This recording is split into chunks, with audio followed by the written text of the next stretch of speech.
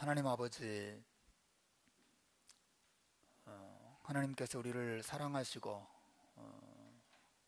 돌보시고 풍성한 은혜 주신 것 감사하고 앞으로 은혜 주실 것을 기대하고 소망하면서 기쁨과 감사와 또 간구를 담아 예물을 드리오니 하나님 받아주시고 이 예물 위에 복을 주시고 예물을 통해서 가정과 교회 안에서 우리 자녀들의 삶 속에서 우리의 미래 가운데서 하나님의 영광을 온전하게 드러내어 주옵소서.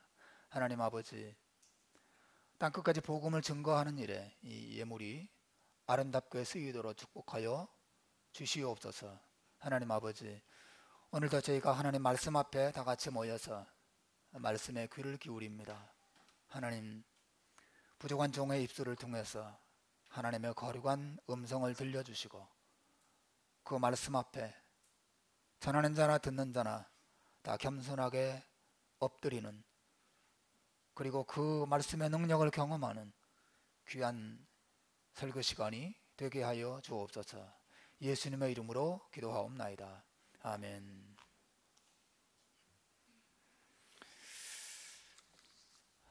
저는 살면서 사람들의 도움을 많이 받고 살았어요.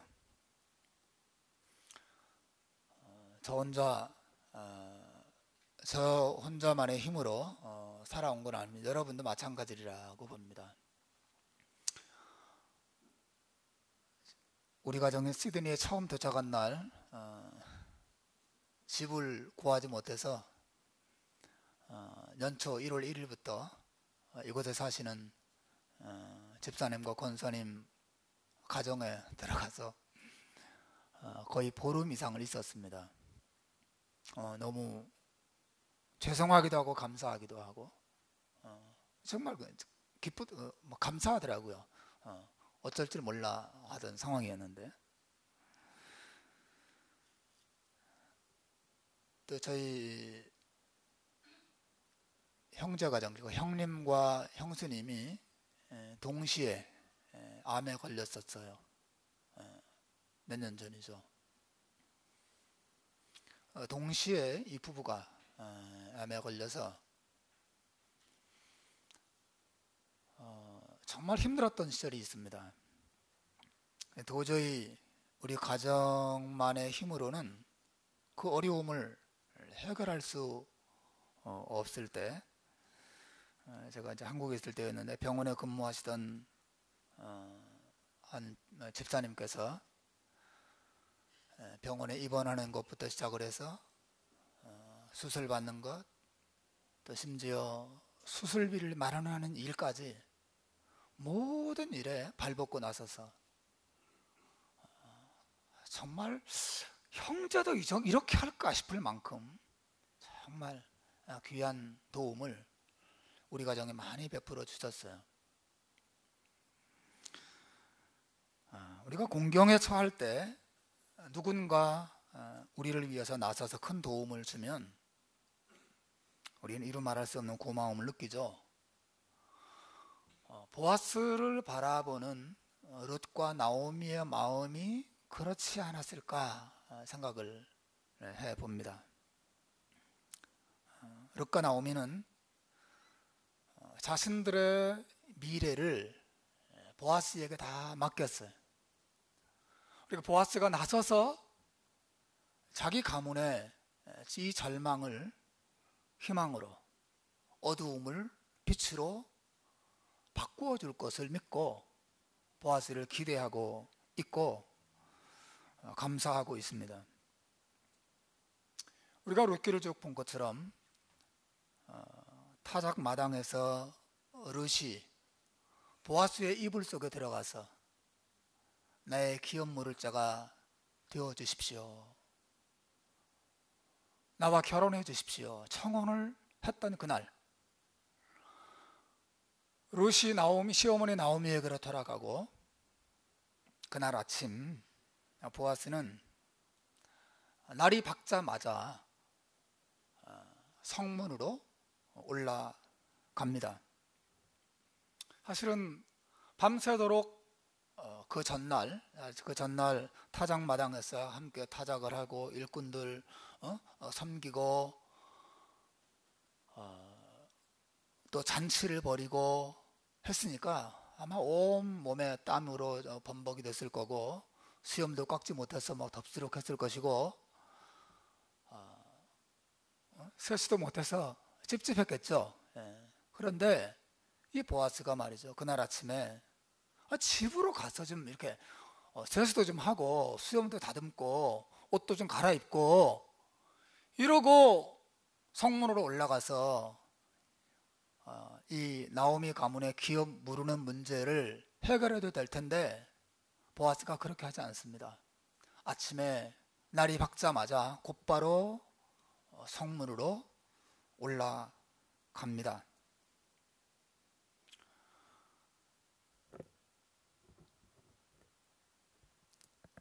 성문으로 올라가서 자기보다 가까운 나오미의 친척을 만나서 나오미의 그 기업 무르는 문제를 해결해 주고자 하는 것이죠. 왜 이 보아스가 그 자기보다 가까운 나오미의 친척 집으로 안 가고 곧바로 성문으로 갔을까? 아마 그의 집이 좀 멀었거나 아니면 그 집을 몰랐을까요? 알았을 가능성이 상당히 높다고 보는데 지금 그 집이 좀 멀었거나 아니면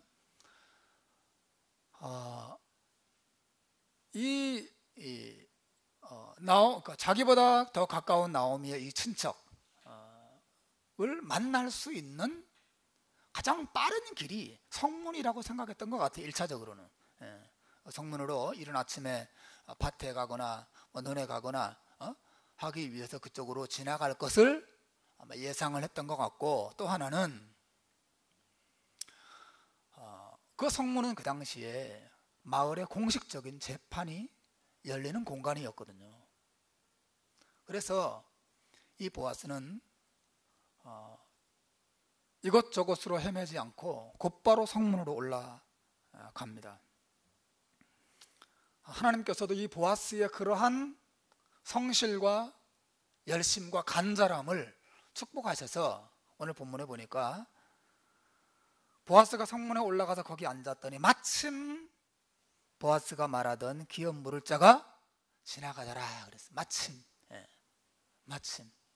여러분 룻기에 이런 우연이 몇 번 나왔던 것을 여러분 기억하십니까? 룻과 나오미가 모압에서 돌아왔을 때 마침 그때가 언제였어요? 보리 이삭을 벨 때였습니다. 마침 그때 왔어요.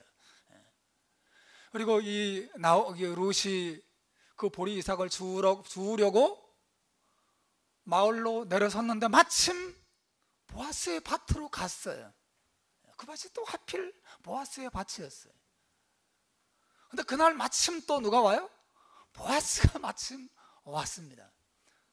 여러분 성경에 특히 룻기에 이런 아름다운 우연이 등장을 하는데 이 룻기 기자가 우리에게 뭘 말하고 싶은 거죠? 사람이 볼 때는 우연처럼 보이지만 사실은 하나님께서 룻과 나오미를 도우시고 하나님의 뜻을 이루시기 위해서 모든 시간과 모든 여건과 환경들을 주관하고 계시다는 사실을 말하고자 하는 것이죠. 오늘 본문도 마찬가지입니다. 보아스가 성문에 올라가서 거기 앉았더니 마침 보아스가 말하던 기업 물을 자가 마침 그 앞을 지나가는 것입니다. 마침 딱 걸렸죠. 딱 만났습니다. 여러분 우연은 없습니다. 우리의 삶에 우연이 없습니다. 하나님께서 우리의 삶을 다스리십니다. 여러분의 만남도 우연이 아닌 줄로 여러분 믿으시길 바랍니다. 하나님께서 여러분과 저를 또 만나게 하셔서 함께 예배하게 하셨고 우리 김옥원 형제 마침 여기 교회가 있어서 온 거죠, 그죠? 마침. 근데 그냥 눈에 떴으니까 왔지. 그게 아니고 성경은 하나님의 섭리가 있는 것이다. 그렇게 가르치고 있어요. 하나님께서 돕고 계시는 것입니다. 보아스는 이제 하나님의 이러한 도움을 힘입어서 나오미 가문의 기업 무르는 과정을 한 단계 한 단계 차례차례 진행시켜 가고 있습니다. 그리고 그 자기보다 가까운 친척을 제자리에 앉히고, 그리고 10명의 장로들을 불러다가 제자리 앉힌 후에, 그리고 공식적인 재판을 엽니다. 그리고 그 재판 안건으로 나오미 가문의 기업 무르는 일을 올려서 그 안건을 공식적으로 다루기 시작하는 것입니다. 먼저 이 보아스는 그 친척에게 이 나오미 가문의 이 기업을 물을 생각이 있느냐, 이렇게 물어봅니다. 여러분들, 제가 여러 차례 설명했기 때문에 다시 설명을 한다는 것이 조금 시간 낭비일지도 모르겠지만, 오늘 처음 온 우리 호근 형제도 있고 해서 한 번 더 말하면, 기업 무르는 이 배경을 여러분이 기억하시는 게 좋습니다. 룻과 나오미와, 특히 나오미 가문이 모압으로 이사 갈 때 자기의 모든 집과 땅을 다 팔고 그 돈을 가지고 모압으로 이주했던 것이죠. 그리고 모압에 가서 재산을 다 날리고 남편도 죽고 두 자식도 죽고 나오미와 룻 두 사람만 고향으로 돌아왔을 때, 법적으로는 그 땅이 나오미의 소유였어요. 하지만 빚으로 저당 잡힌 상태였단 말이죠.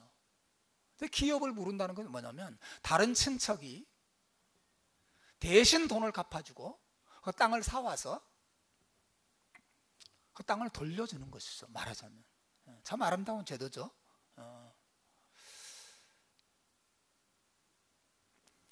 지금 그 기업 무르는 과정을 오늘 본문이 말해주고 있는 것인데,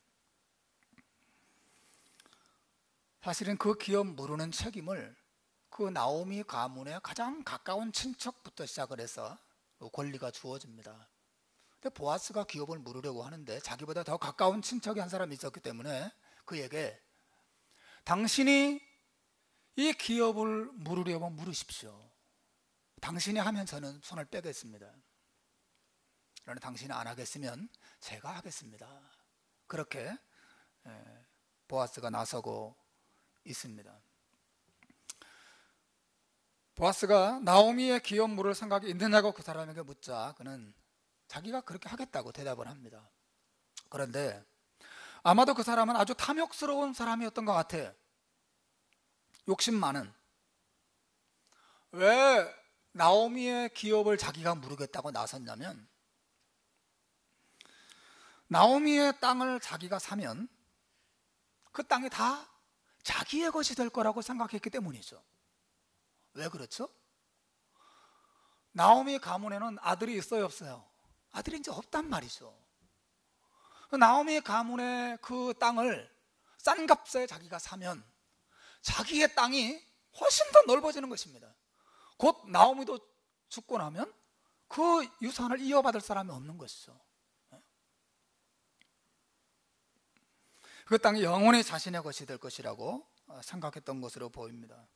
그러자 보아스가 그 기업 무르겠다고 나선 친척을 향해서 지금 이 상황이 구체적으로 어떻게 되는지 좀 더 상세하게 설명하기 시작합니다.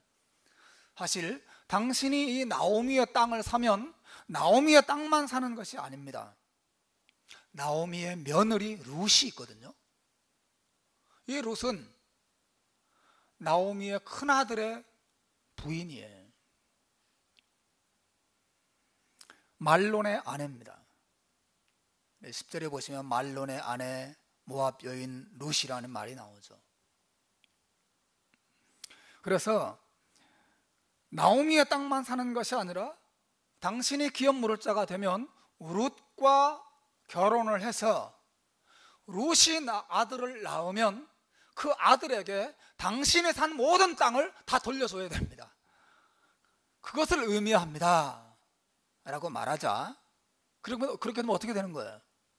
자기 돈으로 땅 잔뜩 사다가 그리고 룻을 통해서 아들을 낳게 하고 다시 다 돌려주고 나면 자기는 완전히 미치는 장사하는 거죠. 그러자 이 사람이 발을 뺍니다. 저는 무르지 않겠습니다. 내 기업에 손해가 날까 하여, 오늘 본문에 보니까 내 기업에 손해가 날까 봐, 내 재산이 축날까 봐 난 그렇게 못하겠습니다.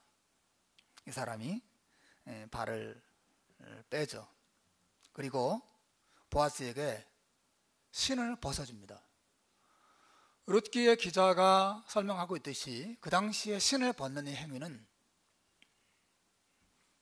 어떤 거래가 완전히 끝났다는 것을 보여주는 증표였다는 거죠. 쉽게 말하면 권리를 넘겨주는 것입니다. 권리를 포기하고 남에게 넘겨줄 때 신발을 벗어서 줬어요. 벗어준 다음에 새 신발을 샀는지는 모르겠지만 줬다가 다시 받았겠죠, 그죠? 그 냄새나는 신발을 가져가서 뭐 하겠어요? 하지만 벗어주는 행위 자체가 권리를 넘겨주는 행위였단 말이죠. 여러분, 출애굽기나 아니면 여호수아서에 보면 하나님께서 모세에게 혹은 여호수아에게 요구하셨던 장면이 기억나시죠? 내가 선 곳은 거룩한 곳이니 내 발에서 뭐 하라 그랬어요? 신을 벗으라고 말씀하십니다. 그 신을 벗는다는 것은 나의 모든 권리를 하나님께 포기하고 이양하는 것을 의미했던 것이죠. 하나님, 모든 것을 하나님께 저는 하나님의 종에 지나지 않습니다. 그런 행위로 신발을 하나님 앞에 벗는 복종의 행위요, 또 권리를 내려놓는 겸손함의 행위였어요. 이 사람이 자기 신발을 벗어서 보아스에게 던져주면서 나는 이제 나오미 가문의 기업 무르는 일을 당신에게 다 넘깁니다. 나는 더 이상 관여하지 않겠습니다. 그러자 최종적으로 보아스는 백성들과 장로들 앞에서 이제 공식적으로 자신이 보아스 가문의 기업 물을 자가 되는 것을 선언합니다.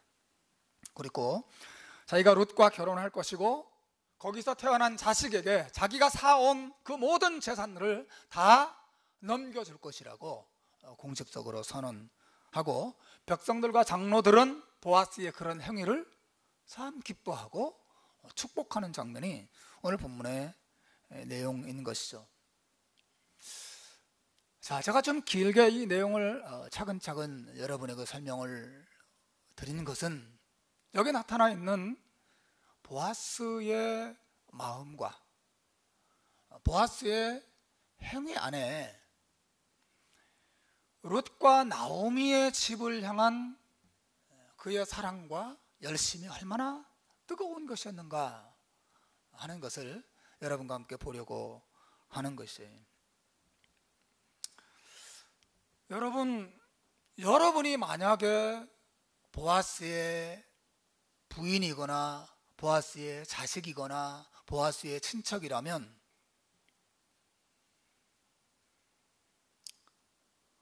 보아스가 자신의 재산을 다 바쳐서 나오미의 땅을 산 다음에 다시 다 돌려줘서 자기 집안의 재산이 반토막 나는 것에 대해서 환영하고, 아이고 잘하셨어요 아버지, 역시 우리 남편은 정말 사랑도 많으셔, 정말 당신은 훌륭한 사람이에요, 그렇게 칭찬하고 인정해주고 격려해 주시겠습니까?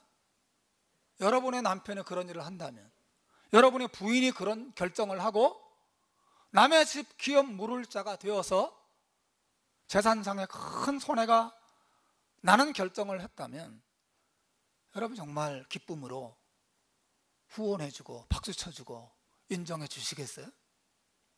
아마도 상당수 많은 사람들이 당신 지금 정신 있어요 없어요? 아니 지금 우리 자식들도 많고 우리가 해야 될 일도 많고 정말 어떻게 해서 이게 일으킨 집안인데 나오미를 위해서 그 집안을 이렇게 많은 재산을 희생한다니 말이 됩니까? 그렇게 말하면서 반대하는 것이 보통의 사람들의 생각이고 태도일 것입니다. 왜냐하면 보아스가 이 일에 열심을 내면 낼수록, 헌신하면 헌신할수록 보아스는 큰 손해를 보고 희생을 당하는 일이었기 때문에 그렇죠. 보아스보다 더 가까운 기업 물을 자가 처음에는 나오미의 기업을 물으겠다고 했다가 나중에 취소한 이유를 보면 우리가 더 알 수 있는 것이죠. 이 사람이 바보가 아닌 것입니다. 그리고 이 사람은 조금 보류해 두지요. 제가 지금 결정을 못하고 1년 후에 아니면 한 달 후에 내가 한번 생각해보고 결정하겠습니다. 이렇게 말할 수도 있는데 이 사람은 그렇게 하지 않습니다. 어떻게 합니까?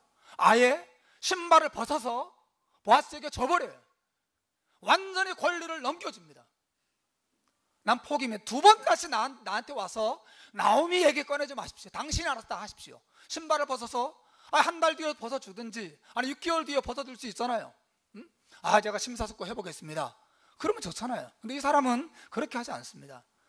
여기는 이 일은 내가 도저히 감당할 수 없고 감당해봐야 더 큰 손해가 나기 때문에 자, 여기 신발 있으니까 가져가시오. 나한테 나오미에게 다시는 꺼내지 마시오. 이런 태도를 보이고 있습니다. 이것이 이스라엘 자손이라 하더라도 그 시대의 일반적인 분위기였고 오늘날도 마찬가지일 것입니다.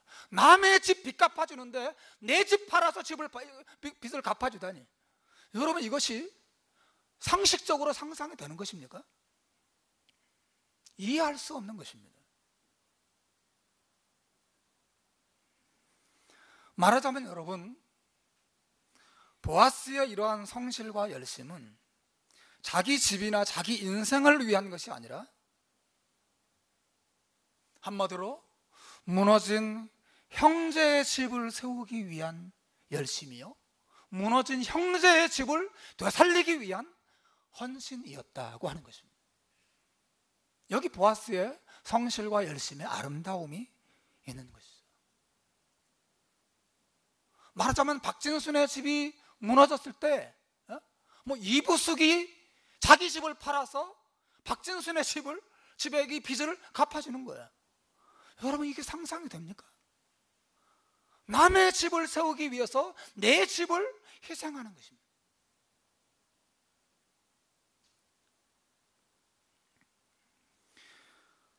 보아스의 이러한 행위를 10절에서 보아스가 친히 자기가 이렇게 하는 행위의 목적을 밝히고 있어요.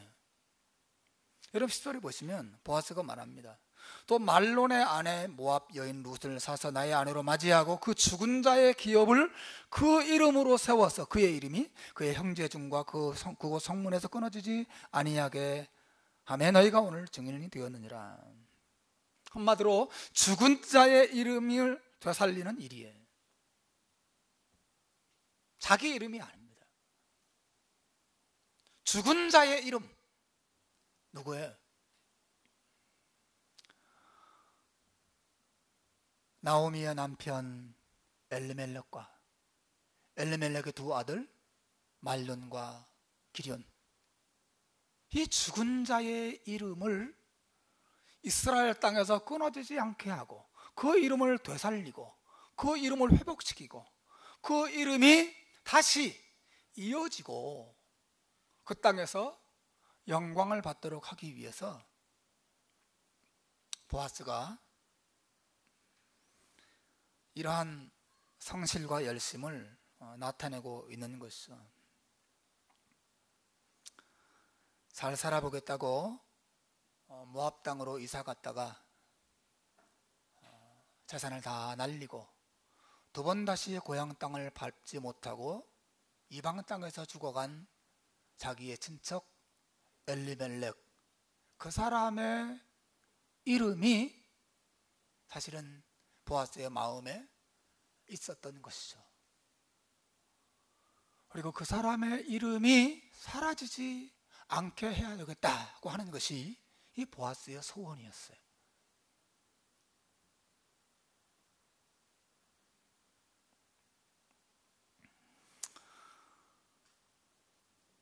그리고 이제 두 미망인 나오미와 룻만 남아서 기울 대로 다 기울어져서 희망이 보이지 않는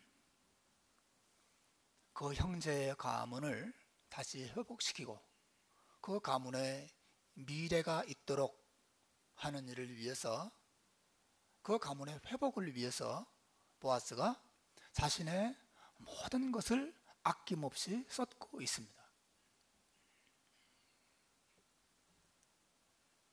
여러분은 이 보아스가 이해가 되세요? 자기 이름도 아니고 자기 자식의 이름도 아니고 자기 집도 아닙니다. 형제의 이름과 형제의 집을 살리기 위해서 자신을 드리는 것이죠.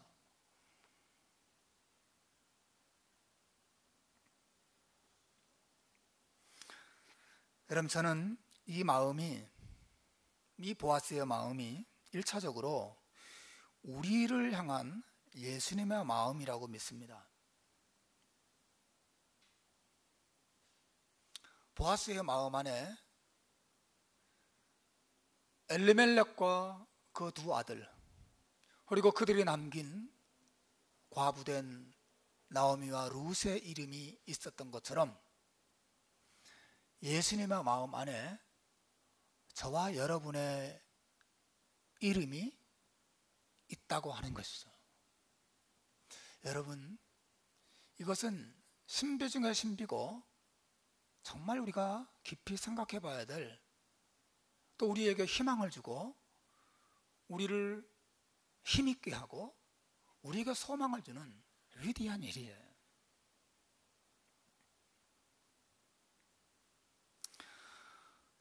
예수님께서 세상에 내려오신 이유가 뭐예요? 예수님이 세상에 내려오신 이유는 하나밖에 없습니다. 죽은 우리를 살리시고 우리를 회복시키시고 우리를 축복하시고 우리를 새롭게 하시고 우리의 잃어버린 모든 것들을 다시 되찾고 그 영광을 우리가 다시 한번 누리게 하시려고 그분이 세상에 내려오신 것이죠. 저는 제 자신에게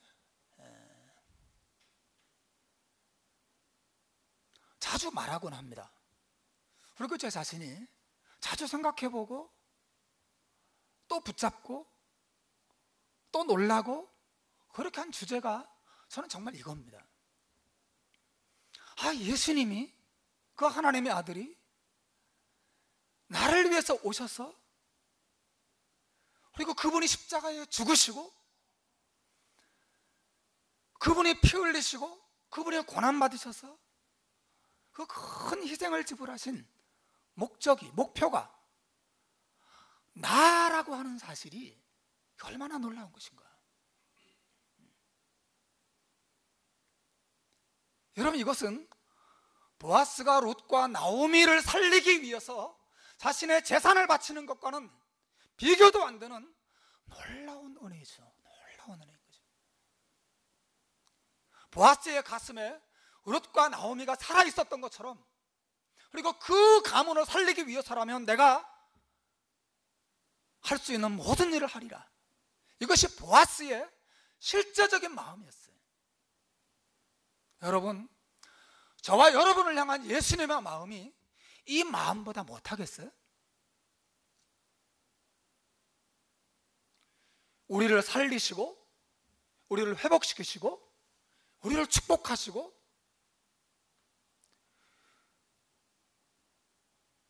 우리에게 은혜를 주시려고 그분의 마음에 내가 할 수 있는 모든 것을 하리라. 저는 이런 마음이 예수님의 마음에 과거에도 있었고 지금도 있다고 믿습니다. 그 마음을 가지고 주님이 세상에 내려오셨어요. 그리고 그 마음이 있었기 때문에 십자가 위에 그분이 올라가신 것이죠. 사랑하는 여러분, 우리는 이 어떤 본문이든 간에 성경 안에서 그저 단순히 룻이 보아스가 나오미와 룻을 이렇게 사랑하고 희생했으니까 우리도 서로 사랑합시다 라고 하는 간단한 인간적인 윤리만 생각하기에는 이 진리가 너무 커요. 우리는 이 안에서 저와 여러분을 향한, 그리고 잃어버린 영혼들을 구원하려고 하시는, 그들을 회복시키고자 하시는 예수님의 이 간절한 사랑을 우리가 생각하고 다시 한번 믿고 이 사랑 안에서 기뻐하는 그런 시간이 되기를 주님의 이름으로 축복해 드립니다. 여러분, 이게 얼마나 놀라운 것입니까? 예수님은 나를 살리시려고 세상에 오셨고, 그리고 그분이 죽으셨고, 그리고 하늘에 올라가셔서 지금도 나를 살피시고 나를 돌보고 계십니다. 룻과 나오미가 보아스의 돌봄 아래 있었다면 저와 여러분은 예수님의 돌봄 아래 있습니다. 여러분 믿으시길 바랍니다. 예수님의 돌봄 아래 있습니다. 그리고 예수님이 다시 오실 때 이놈들 죽어봐야, 이 원수들 너희들 다 죽인다, 이런 마음을 가지고 오시는 것보다는, 그럼 이 원수들은 멸하고자 하시는 마음을 가지고도 오시겠지만, 저는 예수님의 재림하실 때 정말 우리를 만나고 싶으셨어요. 정말 우리를 하늘 영광으로 데리고 들어가시려고 하는 그런 설레임을 가지고, 그때까지 우리가 이 땅에 살아있다면, 그죠? 이 땅에 살아있다면, 그 전에 먼저 우리가 주님 앞에 가긴 가겠지만, 우리가 그 땅 살아있다면 주님께서 그런 설레임을 가지고 구름을 타고 이 땅에 오셔서 우리의 이름을 불러주실 것이라고 저는 정말 믿습니다. 제가 신앙생활을 해보니까 우리는 예수님의 마음을 너무 객관적으로만 생각하는 경향이 있어요. 예수님이 죄인을 사랑하신다. 예수님이 세상을 사랑하신다.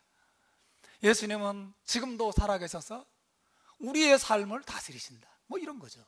객관적인. 근데 그게 나와 나의 하루하루와 나의 순간순간을 향한 예수님의 그 따뜻하고도 실제적인 사랑이 있다는 사실을 우리 너무 많이 놓치고 사는 것 같아. 너무 많이 놓쳐요.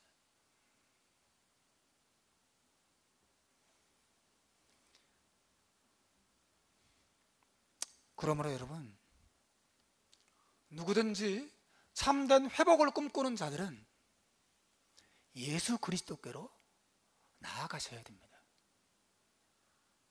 왜냐하면 그분은 우리를 회복시키고자 하시는 놀라운 사랑과 열심을 품고 있기 때문에 그렇습니다.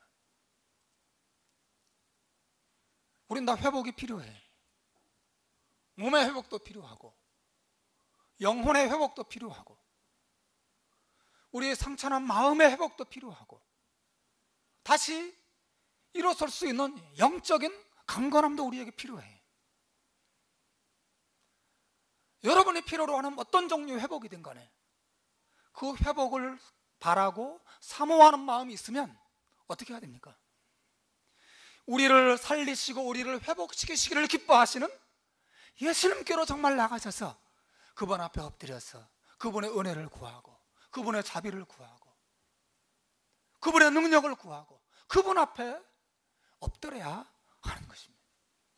사랑하는 여러분, 회복을 꿈꾸지 않으세요? 제게도 영적인 회복이 필요합니다.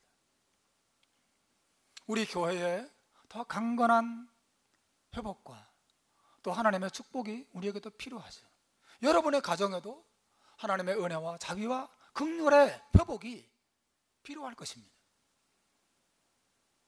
보아스가 룻과 나오미의 회복을 위한, 되살림을 위한 간절한 사랑과 열심을 품고 있듯이 우리 주님께서 우리를 향한 그와 같은 마음을 품고 있다는 믿음을 가지고 예수님께로 정말 나가셔서 주님 도와주십시오. 주님 다시 저를 일으켜 주십시오. 다시 우리를 붙들어 주십시오. 주님께 자비를 구할 때 주님께서 정말 기쁨으로 우리를 웰컴하시고 우리를 붙잡아 주시고 우리를 축복해 주실 것입니다.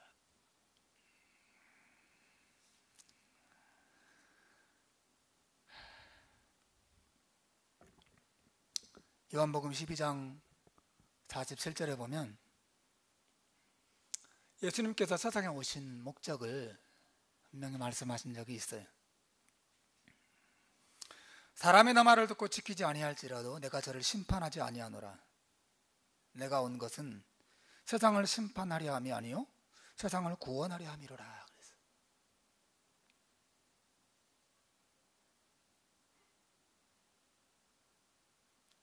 조금 이상하게 들리죠, 그죠? 사람이 내 말을 듣고 지키지 않더라도 내가 저를 심판하지 아니하노라. 정말 그러세요? 사람이 내 말을 듣고 지키지 않을지라도 저를 심판하지 아니하노라. 내가 온 것은 세상을 심판하려 함이 아니요 세상을 구원하려 함이로라.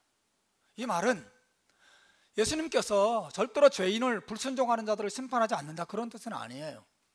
다만 그 심판은 내가 세상에 내려온 목적이 아니라는 거죠. 언젠가 예수님이 심판하실 날이 올 겁니다. 언제 와요? 지금이 아니라 다시 오시는 날. 모든 구원의 문이 닫히고 더 이상 구원의 기회가 없는 날 주님께서 모든 죄인들을 심판하실 것입니다. 하지만 내가 세상에 내려온 것은 지금 나의 관심은 심판이 아니라 뭐예요? 구원이라고 하는 거예요. 심판이 아니라 구원이고 회복이라고 하는 것을 주님께서 말씀하셨어요. 여러분, 주님께서 이 세상에 믿지 않는 모든 영혼들을 구원하고자 하는 간절하고 뜨거운 마음을 가지셨다면 하물며 이미 구원받은 불신자들을 향한 마음도 주님의 마음이 그러하다면 이미 구원받은 저와 여러분을 향한 마음은 얼마나 더 뜨겁고 간절하고 깊을 것인가. 여러분 한번 생각해 보시길 바라요. 누가복음 19장 10절에서도 주님께서 말씀하십니다. 인자가 온 것은 잃어버린 자를 찾아 구원하려 함이니라. 이 구절 한 절 한 절이 예수님의 그 잃어버린 한 영혼을 향한 간절한 사랑을 잘 보여주고 있죠. 내가 온 것은 잃어버린 자를 찾아서 구원하기 위해서 왔다. 이 말씀은 누가 누구에게 한 말씀이세요? 이 말씀은 예수님께서 삭개오의 집에 계실 때 하신 말씀이에요. 삭개오의 집에. 삭개오가 누구예요? 세리장입니다. 세리들의 우두머리죠. 죄인의 괴수였어요.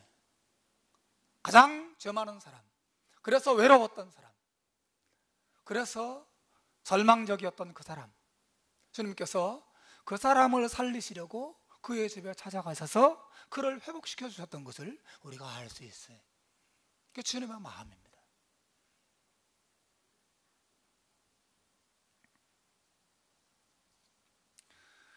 우린 때로 우리 자신이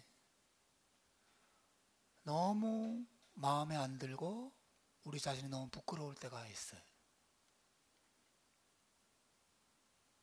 너무 창피하고 하나님께 너무 죄송하고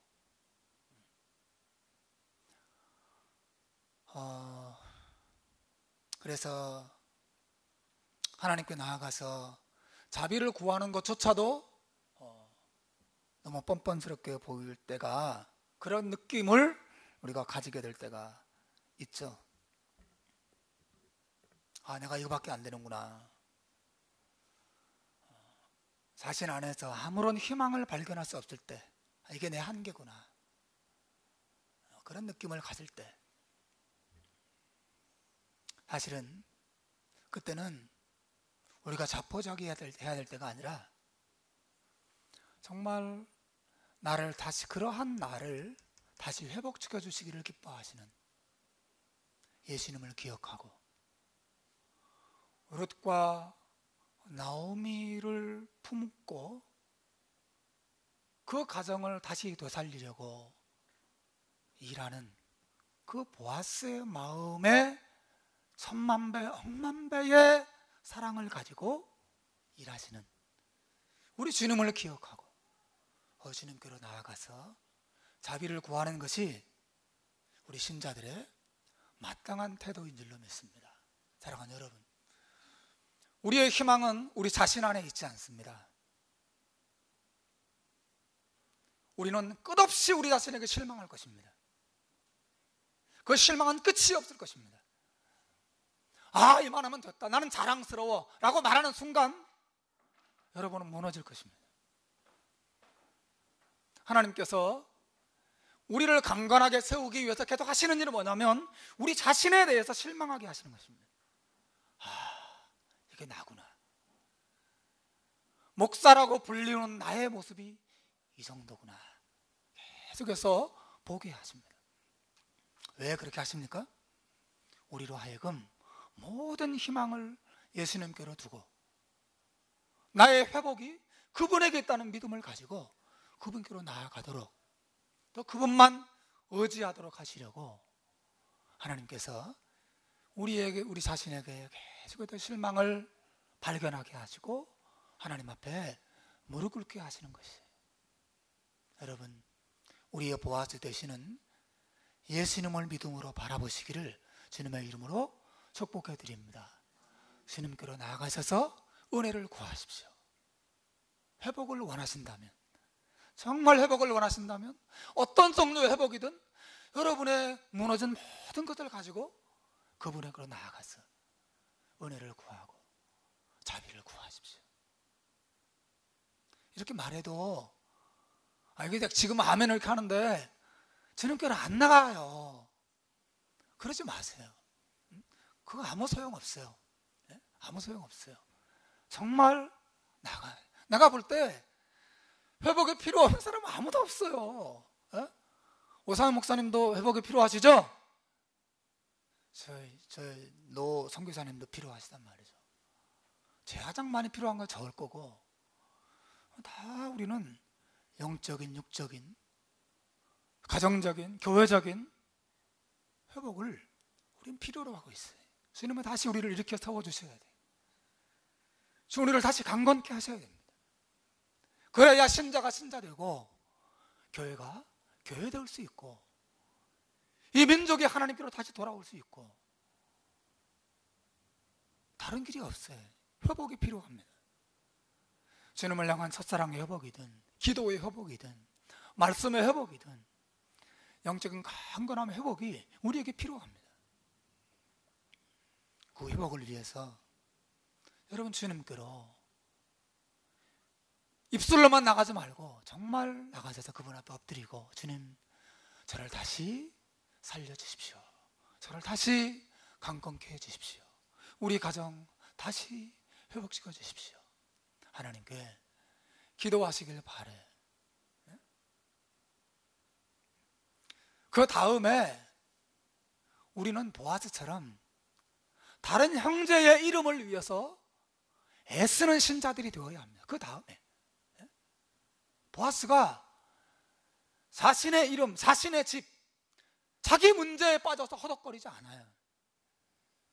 보아스는 형제의, 즉 죽은 형제의 또 완전히 망한 형제 집안을 일으키려고 자신의 삶을 드리고 있어요. 여러분, 왜 이 룻기 저자가 이 보아스의 아름다운 행위를 계속 말하는지 아세요? 물론 1차적으로는 예수 그리스도 안에서 회복을 주시는 하나님의 놀라운 은혜를 우리에게 보여주시기 위함이지만, 동시에 실제적인 측면에 있어서는 그 당시, 여러분, 이 룻기의 배경이 사사기잖아요. 그 당시 사사시대에 형제애가 다 끊어졌었거든요. 형제애가 다 무너진 시대였어요. 서로 사랑하지 않았어요. 그들 안에 악의 다툼만 있었습니다. 하나님께서 이 룻기 저자를 통해서 그 시대 이스라엘 백성들에게 형제 사랑의 아름다움을 보여주시는 거예요. 형제 사랑의 아름다움.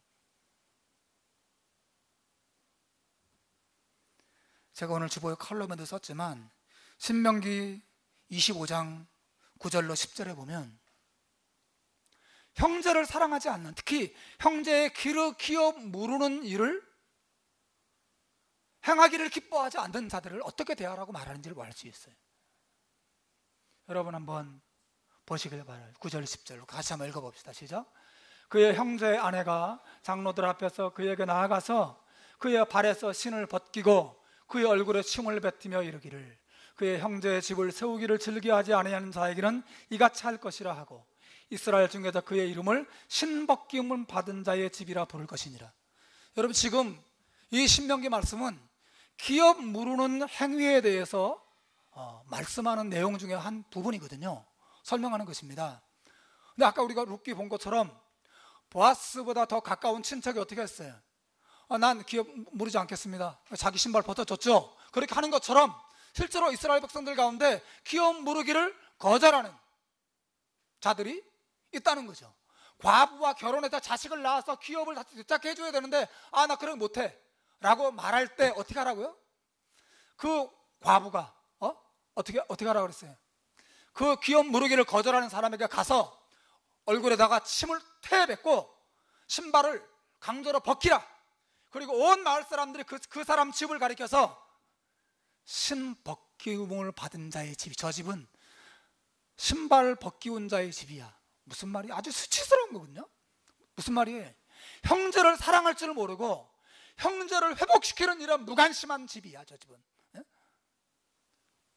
그렇게 부르라고 하나님께서 말씀하셨어요. 예?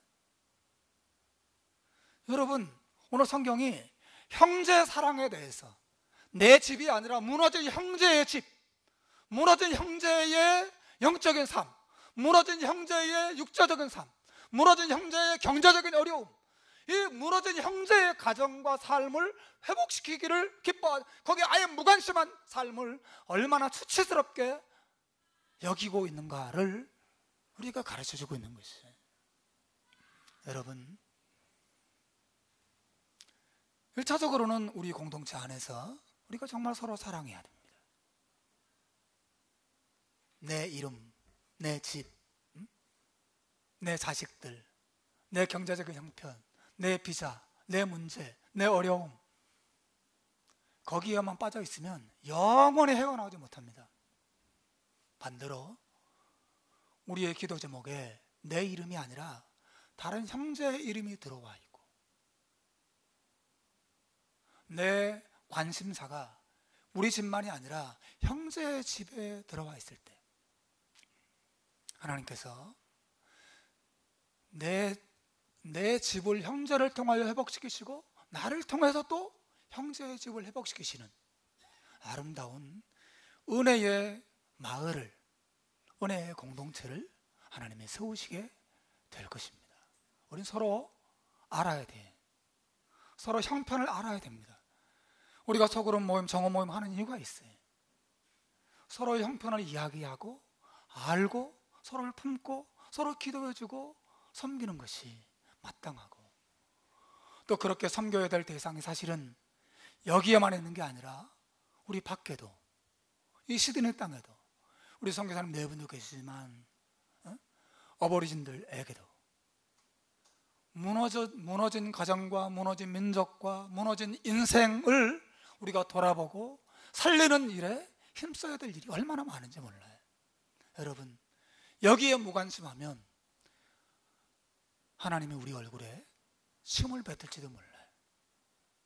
그리고 강제로 우리 신발에서 신을 벗기시고 너는 신 벗기운 자의 집이다,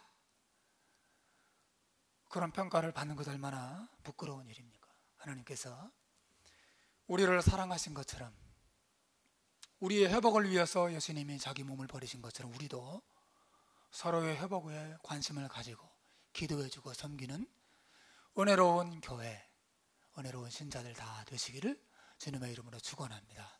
기도하겠습니다.